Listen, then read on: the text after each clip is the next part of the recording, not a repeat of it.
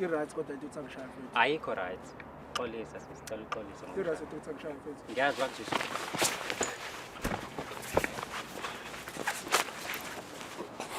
Isikole mangifuna ngishaya. Uzobona nesifebe. Uzobona nesifebe. Sifebe wena. Ungayizwa. Sifebe wena uqamba manga. Hlala phansi. Uzobona nesifebe. Tshela wena uqamba manga. Shaya phela sibona isikole ngithi wena ushaya phela. Hlala phansi. Uqamba manga you liar wena. Hlala phansi mfethu. Uhlale phansi ngapha sisi. Cha uyazi na ukuthi uqamba manga buka manje segijima lo ngishaya ngoba isikole kahle nibo. Mfethu, ngitheme apha esikhuluma nawe, sathi sizolungisa la ngani. Sithe sizolungisa sizokwakha. And asikwazi ukuthi silungise sakhe while nilwa kanje. Njengamanje uyakushaya usisi yamshaya. Yini ezolunganini? Yini ezolunga? Akavume nje ukuthi iqiniso yini kuphela. Bese khona cha nje mina ngikhathela manga akavume ukuthi iqiniso yini. Uyazi ukuthi imali wayenzani. Just admit it.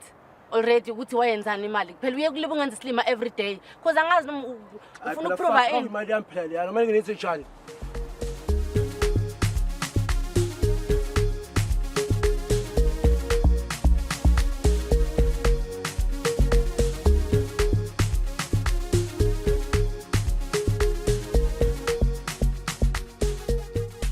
Njengenjwayelo asiphinde sikubingelele imbukelo ohlelo silungisa umjolo. Uthola khona la kwi-channel yakhe esiyibiza ngokuthi Umjolo Show on YouTube. Ungakhohlwa ukulike, subscribe, ushare, uphinde ucomment. Singathanda ukubona ukuthi kuthini uku-engage kwakho kule channel nabangani bakho kanjalo nezihlobo zakho. Mhlawumbe nawe unenkinga ezidinga umjolo and ungathanda ukuthi thina singenelele ukuthi silungise umjolo wakho kulula kakhulu. Sithumela i-email address kumjoloshow@gmail.com. That is umjoloshow@gmail.com. Otherwise igama lami ngingudlala Matifana and I'm the next big thing in KZN. Asicheke namhlanje ukuthi sicheke indaba kabani and sifuna ukulungisa kuphi noma yikephi la sibone ngazuthi kumele kulungiseke khona. While usacheka, subscribe lapho, ulike, uphinde ushare i-channel kusiwa abangani bakho. Okwamanje ngiphelezele sibone ukuthi siphethe indaba kabani namhlanje. Bonani igama lami nguAnele wakandlovu ngikhulele eHarding ngihlala eNew German. Ngibhalela ishow because nginenkinga nomuntu wami. Umuntu wami engithembisa ukuthi uzongilobola. Sesino 2 years sithandana kahle kahle. Angithemba uzongilobola so wagcine umuntu ongafikanga isiqamba manga nje enze izitori zokuthi waye ngafikanga.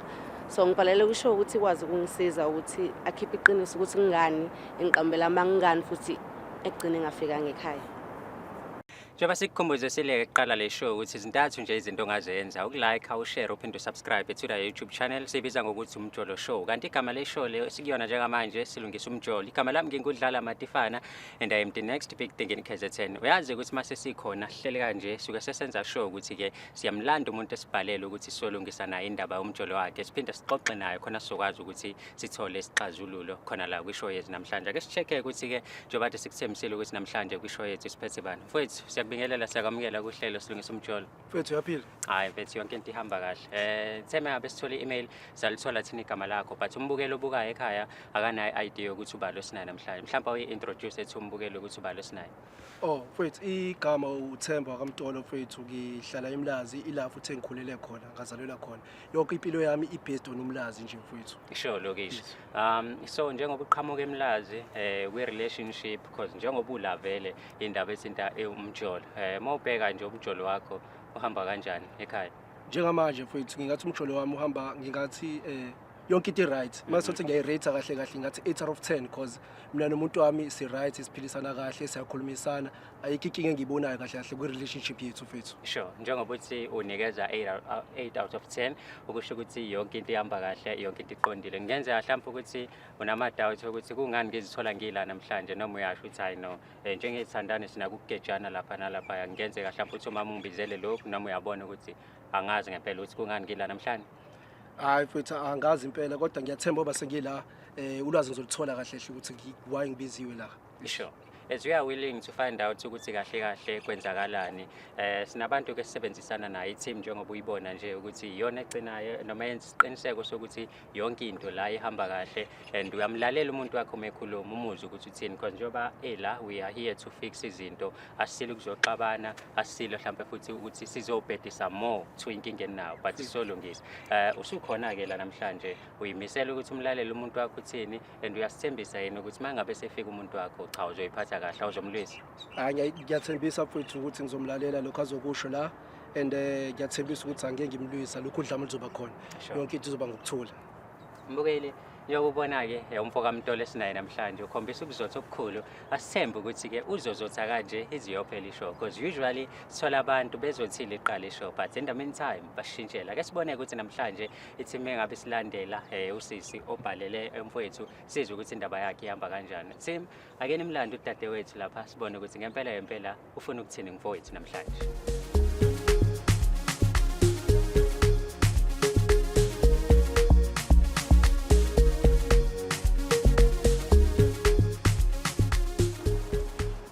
Dadewethu njani?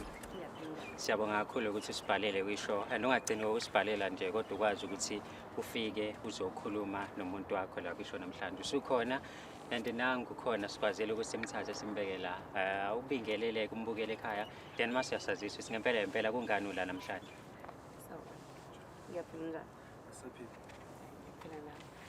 The reason why ngimlethelana is because besesithandane for 2 years ne and ngibonga umuntu obethembise ukuthi uzongilobola futhi kwabe into egcina ingenzekanga leyo. Actually sinobhuti wathi ngichazela kanje but sesino 2 years sithandana ne. Okay. So sathi mawuqala unyaka mawuqala nje sithandana ngamchazela ukuthi ngumuntu kanjani ngifuna umuntu kanjani ngibheke empilweni kwamuntu nganankinga wa understanda. Kwahamba isikhathi futhi wangitshela ukuthi no ngisahlanganisa imali ukuthi ngizohamba ngiyokwenza into right kini kwabe into engenankinga leyo nami besijabule nje ku relationship yethu si happy. Yes. Okay sahamba isikhathi and lafika kusuku ukuthi uzomela yokhokha ke. So ubhuti makumela yokhokha wena yakhe ngena ku voicemail. Okay ngivuka ekseni nje qala usuku lami nami ngijabulile ngizoshada nomuntu wami yabo. And then ngivuka ekseni ngibiza makeup lady afika usisa zonke makeupa and then meqeda makeup ngifone yabo ingene ku voicemail ngiphinde nginganake bonke nje mhlambe nobhuti mhlambe ube busy uphuza ubephuza nabangani bakhe sekusuku manje azolobola ngalo. Yes ngosuku lela azolobola. Okay ngibe worried ukuthi hayibo why namhlanje like besikhuluma kahle sigcina ukukhuluma izolo ebusuku nje umuntu ozofika. Okay ngigcina sengiba worried ngitshela uma ngibiza uma nginenkinga kanje usibani bana ngisamthola ocingweni angisazi ukuthi ngenze njani. Uma athi yababo abantu bagcwele umnyango beze kunina nobabili so we have to find a way ukuthi umthole ukuze nikwazi ukulungisa. Ngipanic ngedwa ke manje ngipanic kuze kucaca ukuthi kuyahamba usuku but amlazi lwaphela usuku. Uyangizwa? Umthole efonini ukuze kube le efonini lwaze lwaphela usuku ngabe ufika ngalo and mind you endlini kugcwele abantu khona amakhelwane khona abantu bayapheka kulungisela ukuthi kuze abakhongi. Uyacabanga? So ngoba ngimbizile nje ngifisa akangixoxele kahle ukuthi ngalo lasuku kwenzakalani because istory mina ngitshela sona angisibambi. Okay. Angigculiseki kahle impendulo mangimbuza mina so ngicela ukuthi mhlambe uzokwazi mase kukhona nina ukuthi angiphendule ngalendlela engizogculiseka namhlanje ngithola ukuthula ukuthi ngikwazi ukuqhubeka nempilo yabo. Mfethu yonke into ibihamba kahle kodwa ke wayona ngokuthi mangabe sekumele uyolobola awusavela usatholakala efonini kwenzakalani? Mfethu ake ngiqale nje ekuqaleni mfethu uanele uyalazi udaba ukuthi yena ngosuku akumele ngize ngalo kubo noma ngosuku angizothumela ngalo amakhongi kubo ukuthi kwenzakalani empilweni yami ngalolu suku. Ngathi ngihamba ekseni ngiyokhipha imali ebank engizoyinika omalume ukuthi beyongivelela khona kubo ngabanjwa inkunzi. Manje ukuthi ngibanjwa inkunzi ngiyakidnetshwa phezukwalokho angitholalanga efonini usuku lokho even nasekhaya uqobo futhi angitholalanga ngalolu suku. So isona story akutshela sona leso. Yabonga umuzwa nje he's standing firm ku story sort of which deep down yasax on story less nawe yazi anele mfethu so ikhuluma le data ukuze kube yini Themba ngikhathela manga ngikhathela bangoba ngibhalela ishow because ngifuna mhlawumbe sekhona bangenelela uzokwazi ukukhuluma ukuthi umuntu ongathembakala empilweni yakho ngachazela istory ukuthi kwenzakalana lona suku and mina bekithi on the same page leyo nto ngoba sesivalile ubhekisa adlula kulona angeke uzongiqambala manga ukidnap ngiqambala manga kanjani ngoba phela ngathi movie lo ngixoxela yona wakidnap ngalolu suku efana ngabe yokhokha ekhaya wena yakidnap wena awucabanga ukuthi coincidence too much le kanjani anele uyazi ngiyakuthanda. Okay mfethu mhlambe awusixoxeleke manje story ngokwenzeka ngokwakho mhlambe sisizwa sonke nathi because indlela wamxoxela ngaye noma wamxoxela ngayo yena ubone ukuthi inganekwane into engekho. Okay mfowethu. Kwenzakalani kahle kahle? Mfowethu ngiyacabanga ukuthi nawe mfowethu unomuntu ophilisana naye empilweni. Sure. Ngeke mfowethu ukuthi umuntu wade uphila naye iminyaka emibili umenzela yonke into mase mfaka lapho mfowethu uzomlaxaza ngosuku engabe ujabula ngalo mfowethu. Ngangifisa nami ngalola suku mfowethu ajabule ngendlela nami ngijabulile ngalo. Ngangakwazi ngisho ukulala ngijaho usuku lakusasa. Ngifuna ukubona ukuthi kahle kahle mase selomuntu esengakumina impilo yami izoshintsha kanjani. Umuntu engakuthanda mfowethu kodwa umuntu engakuthanda futhi kodwa bekuthi anakathatha esinye step esiyaphambili. Izibona ngathi izinto ziyama mfowethu yabona. Uanele mfowethu afuqa amanga ngalola suku ngangifisa ukuyakubo. Inhliziyo yami yonke ayithi ngiyakubo. But ngalento eyenzeka nami into engayiplananga into ongayihleli nawo ifana nokufa ukufa usoze wakuhlela mfowethu. Kanti yini anelementa ukuthi umdawuthe kangaka ubafu ukuthi lento eyishoyo mhlambe uyakugoqa noma uyakushayashaya. Because namanje usasho isitori. Yabona uThemba ngiphilile naye ne. Ever since siqala ukuthandana ngiyamazi. Yabo ngiyamazi mangabe qamba manga ngiyamazi mangabe khuluma iqiniso. The worst part is azoqamba ngekidnapping yabo leyo ngakhohlisha ngithi thodla ngale yonto losu kidnapping. Cela uqeda manje cela uqeda ngikhuluma ngoba ngiqambela amanga and I'm tired like ngikhathela mangaki. Yazi umuntu akukhathela I'm up here. Okay. Into edala ukuthi ngingamkholo okokuqala ngeke umuntu ugcine nawe ukhuluma ebusuku bese ngekusasa ekseni ningakhulumi. Yena ekseni nje ifuna yakhe all of a sudden isivele ya off. Mina ngicela ukukhuluma yonke into ibiyama. Yonke into ibi right smooth nje anele I can't wait for you ukuthi ube wami nje besijabulile si right. And then the next morning isi off ifone akunalutho nje akuna message akunalutho uqamba manga lokho ngiyakwazi futhi nawe uyakwazi and ngingamtshela ngathi ngitshela iqiniso kunini ngikuncenga ngicela ungitshela iqiniso uye kungiqambela makhozi ngenza islima njengamanje and bengamele kwanami ngikunika iroom lokuthi uchaze because ukuchaza kwakunika iroom lokuthi ungenza islima even more ngithi yabona ifinga chaza ukhombisa ungangithatha baby ngikutshela iqiniso into eyenzeka lelo suku lolana iqiniso laba elami noma lakho ngazacela futhi ukuthi ucela siphume kule ndawo ngoba into eyenzeka lelo suku and futhi sengakwazi ukuyilungisa bekuthi izolungiseka ngicela ukucela one last time ngibuke emehlweni ngiyacela ungitshela iqiniso okugcina yabo ngiyacela ungizwisile ubuhlungu enough like yazi ungizwisile ubuhlungu ngikwanise nabantu ungibukanise nabantu nabangani bami mina ngiyinhlekisa ngicela okugcina just do me this one favor one last time ngalola suku ngavuka ekseni ngithi ngibabhenki yokhipha imali engizoyinika omalume ngabanjwa inkunzi endleleni ngakidnap ayikho into angizoyenza njoba ngibekisile mfowethu ukuthi ungayithola mhlambe nenye indlela ke ama alternatives ungayithola kanjani mfowethu indlela mfowethu ukidnapiwe awutholakali vele efoni ungayithola kanjani indlela ama alternatives mhlambe ukuthi ukwazi ukuxhumana naye usisi uxhumane naye kanjani mfowethu ngoba nganginyamalela usuku lonke. All right, ake senze kanje angithi uyakhumbula ukuthi mina nawe endleni we share everything mhlambe this izokwenza ubona izinto ngezinye indlela ngoba manje uyaqhubeka ngenslima over and over again angithi endlini is about to share izinto wena ayikho account wena wayivula leyo mali leyo uthi uzongilobola ngayo kusena transfer leyo mali leyo awukwenza ngalokho ayikho account yakazayivula ayikho account wayivula uma usuqamba manga usaqhubeka ngenza islim yazibona ukuthi njani usaqhubeka ngenza islim ngiyacela musuku yabo manje uphika ne account iyavulwa wena wayivula account yayiphika musungenza islima wena musungenza islima wena mingani cha uyangithola cha wazi ukuthi wavula i-account yena uyazi uyaqhubeka uyaphinga ngenza islima mina upopayi musana ukuthi mfethu angaze kufike ekutheni kuliwe yabo angaze kufike kuliweni wena kufanele nje ukhulume into eqondile nosisi because yabo ukuthi akasibhayi le story short yabo and une reason yokuthi khona into wayenza kahle kahle ke ngempela ke ngoba sizolungisa la ngithi sizokwakha I right kodwa into uthangishaya mfethu ayikho right xolisa sisicela uxolisa I right into uthangishaya mfethu ngiyazi ukuthi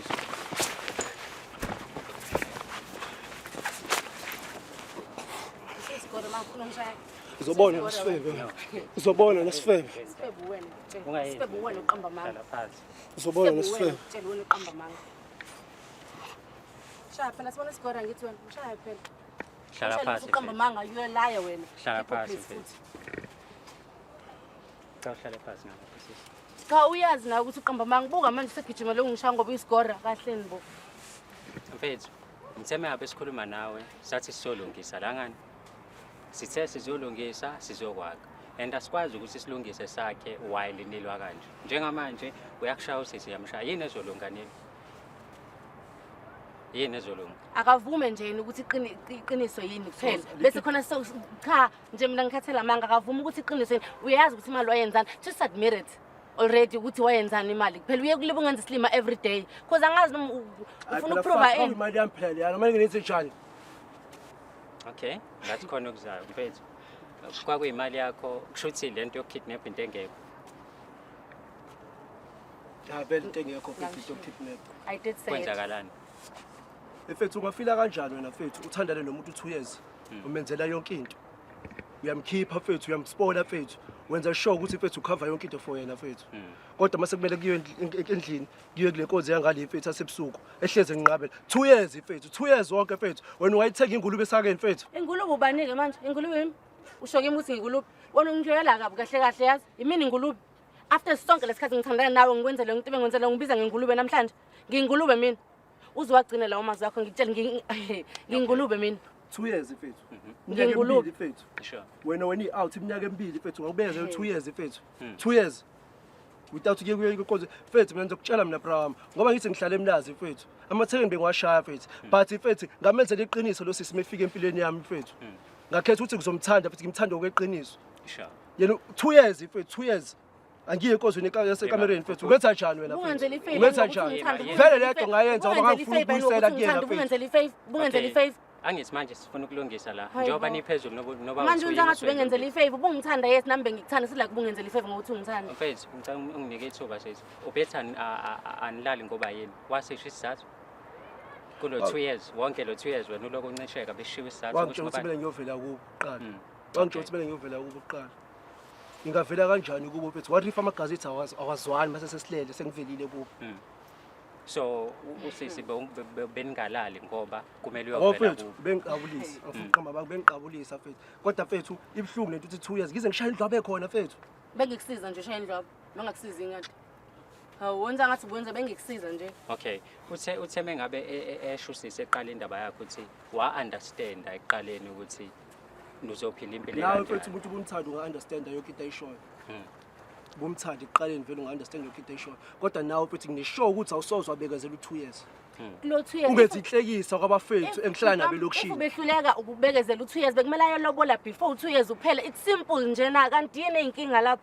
if ubungafuna ukulinda u2 years you could have went angithi uyolobola before 2 years okufezeke ezakhe idike zami ngaqala ifezeke wena yisiphi okay why did you drag this thing long uze kuphela 2 years if ukwazi ukuthi wena tap and go wena ufuna ukungilala bese uyahamba ngithi so wena uzobheka ukuthi amagazethi ayihambelana kumele size silale ngoba ngihlezi ngilala nawe embedeni siqabulana bungaboni ukuthi awahambelani lapho ufuna ukuze usilale so wena ukuze ukwazi ukuthi umlobole udinga ukuthi ulale naye akuzwise then mase uyabona ukuthi amagazeni ayahlangana then emva kwaloko uzobe suyakwazi ukuthi uqhubeke kwenze izinto ngendlela because njengamanje kuvela ukuthi waze wa create story ngoba ubona ukuthi akakwenzi lutho so wathi nawe ukuze uphe awuzama ukuthi nawe uthi uzovela kukwagcina ungavelanga yabo shuthi nobabili la benibukisana ngabantu wena ububukiseka namajidi ukuthi uloke uhlala nomuntu uyeza umenzi lutho naye wambukisa nomndeni wakhe wambukisa nabantu awamsizi ngalutho nje ngoba nalokho sibenze izinto kulona lo 2 years ngimenzela izinto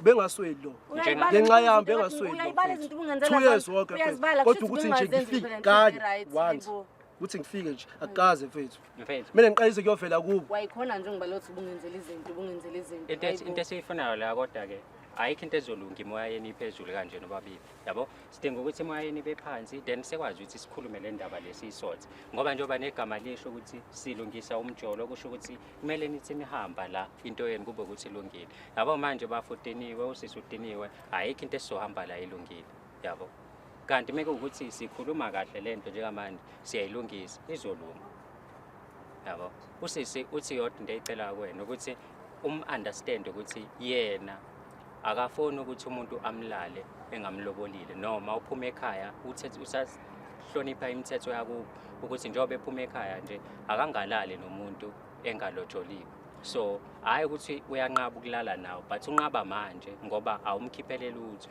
and ushilo usizathu sakhe sokuthi unqena ukuthi mhlawumbe uzolala naye mase uhamba kanje yabo mfethu iminyaka emibili ushuthi yena ubona ukuthi engangithembi kweminyaka emibili yonke into ade ngimthethela zona kwiminyaka emibili ubona ukuthi engangithembi iminyaka emibili ke iminyaka emibili ukuthi kule minyaka emibili ndawonye wena ubona ukuthi awumthembi uyazama ukuthi aliveze uthando ukuthi unalo and ayikho into engayenzi uyamvumela enze yonke inkinga mase kufanele angene kuwena yabona if wezohamba benenkinga kumele kwasekuqaleni masiqala asho ukuthi ngeke aze akwazi uzohluleka yena noma mhlawumbe uyitshela ukuthi uhamba kuhambe bese ngiyathamba ngazi yabo as much as eyifuna lento ayifunayo nami as much as nami ngifuna ukuthi ayokwenza Ngekwenzeka lo. Ngeke ilunge Ngekwenzeka lo. bafo ngeke ilunge lento kusanofakt phakathi. Ngekwenzeka kodwa lokho bafu. Ngona ngisheshe ngitshele nje nawe ngekwenzeka. Ngeke ngiqale ngiyovela kuba ungangenile isibayeni. Njengamanje relationship yenu ikusiphi states? Nifike la bekhamba kanjani? Bengazi ukuthi khamba kahle. Angazi ukuthi ukulithelini futhi la. Usuyitholile manje. Sesifuna isixazululo manje angani.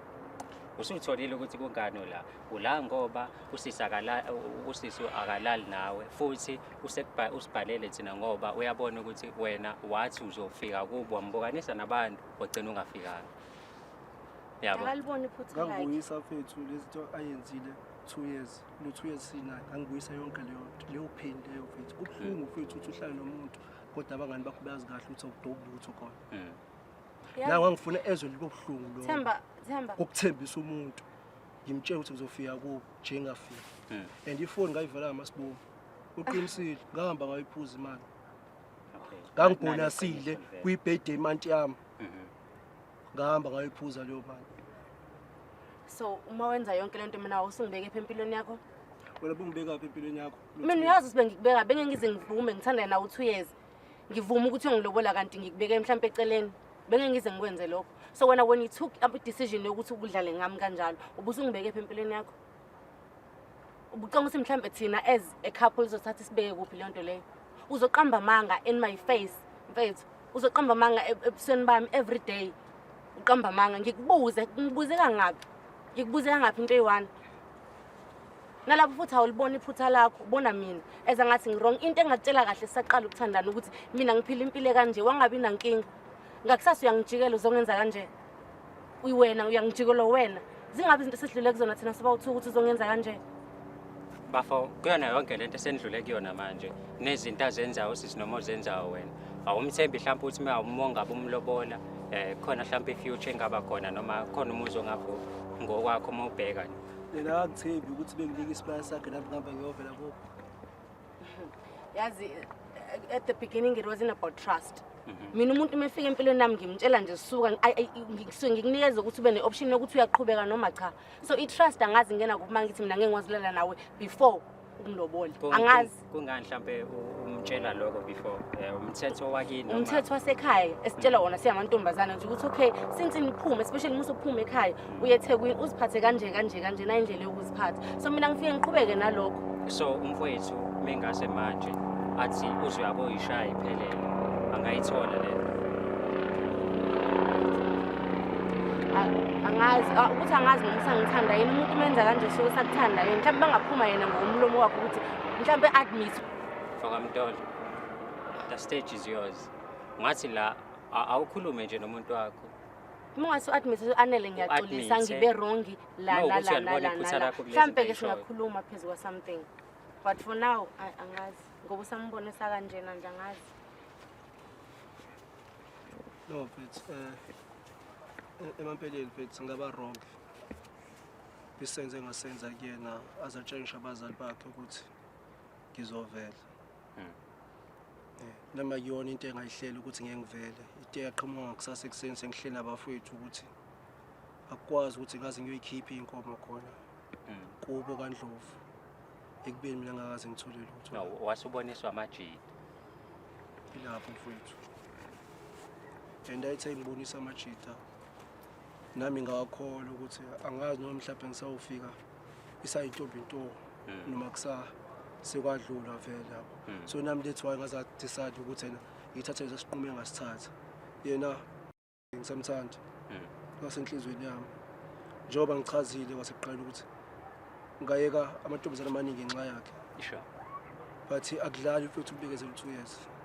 Yeah, I 2 understand. years ngathi kunzima iviki kwamajita but ngibekezela 2 years mfethu 2 years wonke ngibekezelile. So where to from now sazoqhubeka ubekezele mewukuthi uyakunikeza i-opportunity yokuthi nithanda ne-relationship yenu imekusiphi isimo njengamanje No ngitshela iqiniso nje wena mfethu into ethi ngiyafisa siyilungise iye phambili futhi but nginento ethi akangiyekela ngene mase nami ngihamba ngiyovela kubo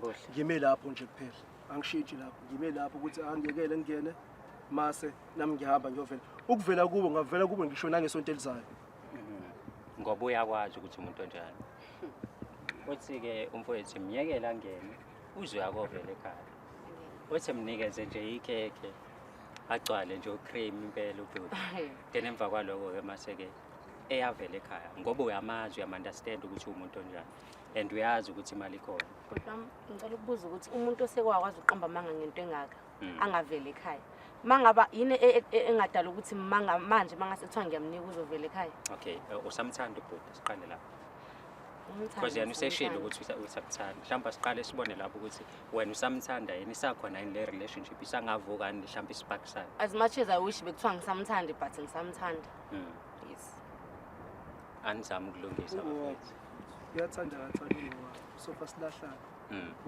wami kusele nje ukuthi wenze izinto ngendlela-ke manje ukuthi uyovela ngempela-ke manje ekhaya ungabasavela kwankokudlala into ezobonakala leyo futhi angifuni ukuthembisa ukuthi ngiyovela nami ngingakangeni angifuni ukuthembisa into ezobonakala kodwa uyasinika kodwa isifiso sami ukuthi qala ngiyena ngoba ngisho ukuthi bengangena nangesonto elizayo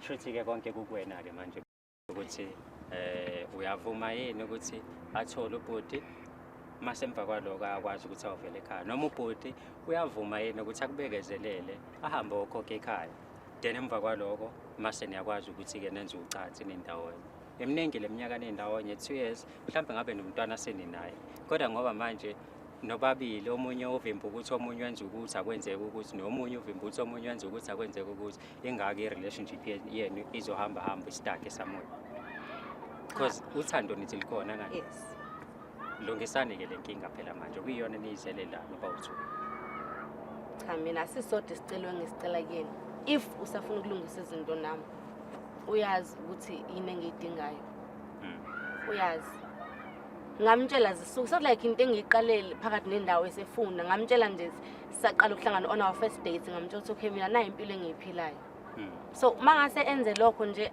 si right uthando lwethu lu right I won't lie besi happy si right so nje mangase nje kube leyo part leyo uyezwa mfethu kahle kahle zonke izintambo zikuwena manje kukwena ukuthi uyavuma ukuthi uzohamba ekhaya uyokhokha then mase ungena kahle esibayeni sakho noma usazovuma ukuthi uvumele usisi akusize ukuthi usebenzise isandla ngoba ngizwile ukuthi uyakusiza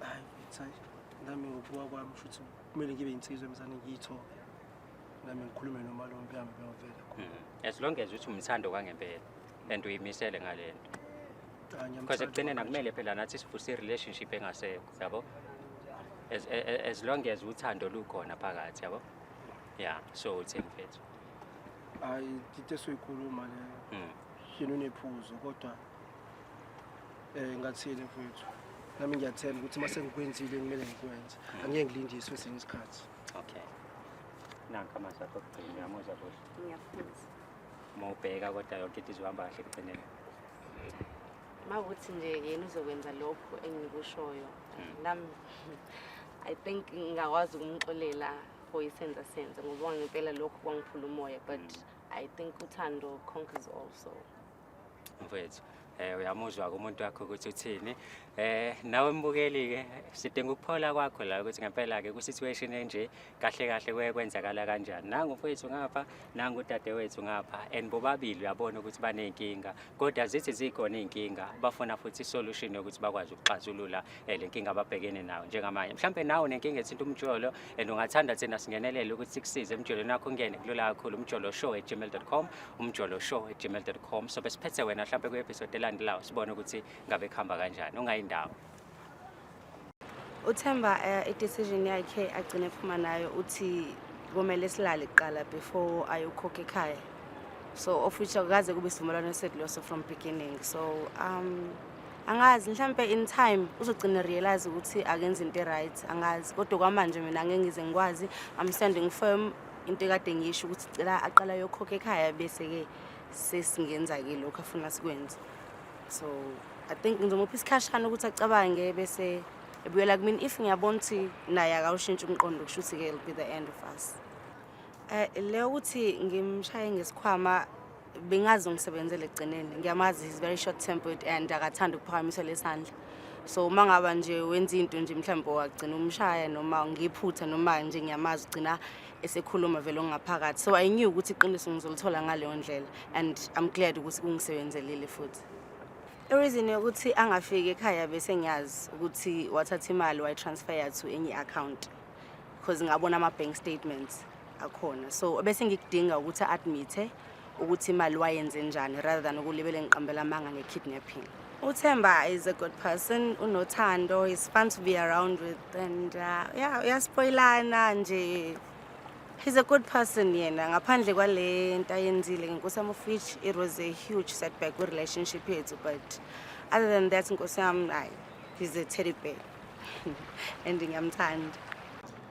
Into ayenzile anele yokuthi angishaye ngebhakha ngisikhwama angithandanga kahle ngoba manje wehlisa isithunzi sami phambi kwabantu phambi kwababukeli ukuthi ashaye indoda yena ngishathuca suke kanjani awukwazi ukushaya indoda ngesinto engikhule ngaso kaZulu indoda iyahlonishwa ngishathuca suke kanjani naleyo ukuthi angilethe kwishow ukuthi sikhulume indaba zethu ayingikhombisanga ukukhulu ukuthi shuthi namanje usakwazi ukuthatha indaba zethu azise kwabantu izona izinto ezingiphathe kabi lezo nguanele mase ukuthi kule nami engiyenzile noma le ngithe ngiyengikwazi ukuthi yena ngiyovela kubo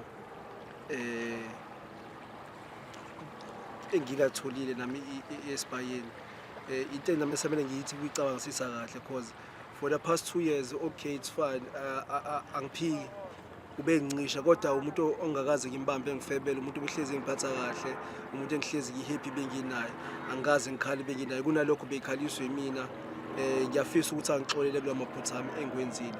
Ayike mbukeli ubonile ngempela udabade siliphethe namhlanje ukuthi lihambe kanjani. Mfowami Mtolo uthi yena nje akaloboli ngemnoma kanjani engakwazanga ukuthi ashaye. Kanti ngapha nangu noAnele uloke emile ukuthi ngeke ukwazi ukuthi ulale nami singakwazanga ukuthi silobole. Asaze ke wena lapha kuma comment uzoyibona kanjani le ndaba. Kulungileke sibhalele njengamanje umjoloshwe@gmail.com that's umjoloshwe@gmail.com. Mawukuthi nawe unenkinga ethinta umjolo and ufuna ukuthi singenelele sikulungisele yona. Yona email address oyisebenzisayo leyo umjoloshwe@gmail.com. Gama lami ngingudlala Matifana and I am the next big thing in KZN. Ngakhohlwa ukulike, subscribe, uphinde ushare le channel esibiza ngokuthi umjolo show siwabangani bakho nezihlobo nomndeni. Siyabonga.